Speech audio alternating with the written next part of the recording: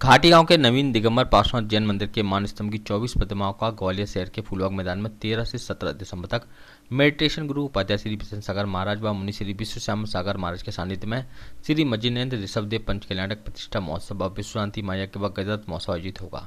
पंच कल्याणक की तैयारियों के लिए उपाध्याय श्री बिशन सागर महाराज के सानिध्य में रविवार को नया बाजार स्थित जैन संत भवन में पंच कल्याणक समिति का भव्य गठन किया गया। जैन समाज प्रवक्ता सचिन जी ने बताया कि पंच कल्याणक महोत्सव की बैठक का शुभारंभ समाज के वरिष्ठ जनों ने गणाचार्य श्री विराग सागर महाराज के चित्र के समक्ष दीप प्रज्वलित कर किया।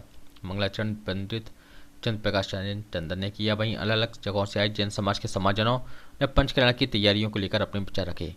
समाजजनों ने उपाध्याय श्री के चरणों में श्रीफल भेंटकर आशीर्वाद लिया। संचालन विद्वान पंडित चंद्र प्रकाश जैन चंदर व आभार महामंत्री पवन जैन पत्रकार ने किया।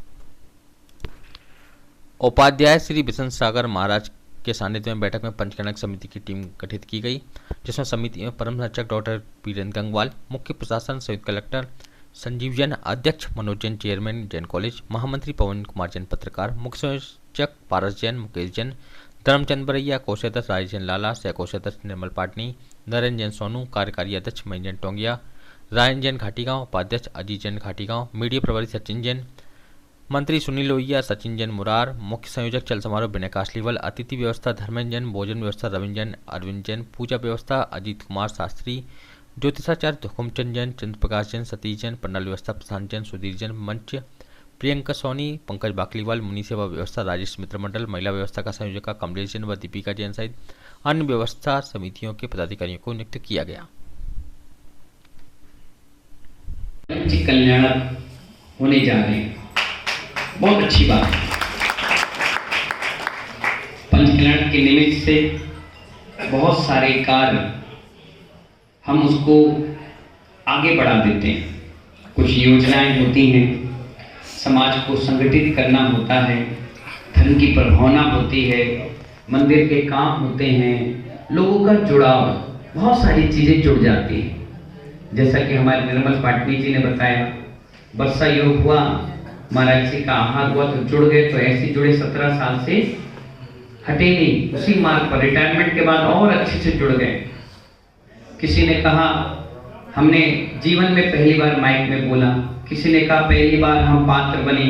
संतों के आने से ये ठुर्रू चना भी चने के भाव में बिक जाते हैं। कौन से चना देखते ना, जब कभी चना लेने गए हो तो जब वो गर्म करते हैं, सेकते हैं, तो 2-4 ठुर्रू चना होते हैं, वो कभी सेकते ही नहीं है, लेकिन वो भी चने के भाव में तुल जाते हैं।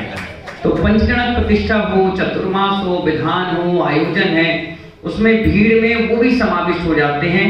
और आचार्य कहते हैं मंद मिथ्या दृष्टि भी, मनोज जी कौन से मंद मिथ्या दृष्टि भी अगर पंचकल्याणक जैसे अवसर को देख ले तो उनका मंद मिथ्या सम्यक में परिवर्तन हो जाता है। इतना सुंदर मार्मिक दृश्य उस पंचकल्याणक में देखने। मुझे आने में विलंब हुआ, जिसके लिए भी मैं क्षमा चाहता हूँ, क्योंकि हमारे यहाँ मैं लेट हो गया हूँ, क्योंकि मेरे पारिवारिक कार्यक्रम था वहाँ से आने में।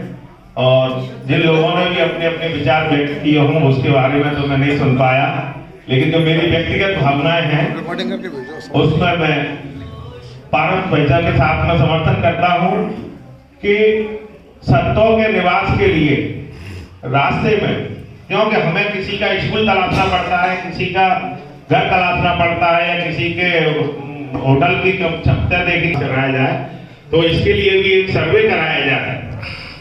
मैं चाहता हूँ कि महाराज जी के सानिध्य में ही हो, इतने किलोमीटर पे और इतने शाम को चलेंगे और इतने को सुबह चलेंगे, और उस सर्वे के अनुसार किया जाए। उसके लिए हमारी समाज सक्षम है, और समाज में एक नहीं ऐसे कई लोग हैं कि वहाँ पर स्थान भी वो खरीदने की मन रखते हैं और उसका निर्माण भी करा देंगे, उन्हीं के हो जाएगा। लेकिन गुरु का और संत का किसी का सानिध्य चाहिए। को एक सामाजिक व्यक्तियों को इसमें जोड़ना चाहिए, चाहे वो ग्वालियर के हो, चाहे मुरार के हो, या घाटी गांव के हो, या रायरू के हो, कहीं से भी ऐसा नहीं लगना चाहिए कि डबरा से भी महाराज जी आए हैं, तो डबरा के लोगों का भी इसमें पूरा योगदान होना चाहिए। उनकी भी सहभागिता होना चाहिए। किसी को ये नहीं लगना चाहिए कि ये घाटी गांव का है या ये ग्वालियर का है। यह पंचानन उपाध्याय मोदी से भी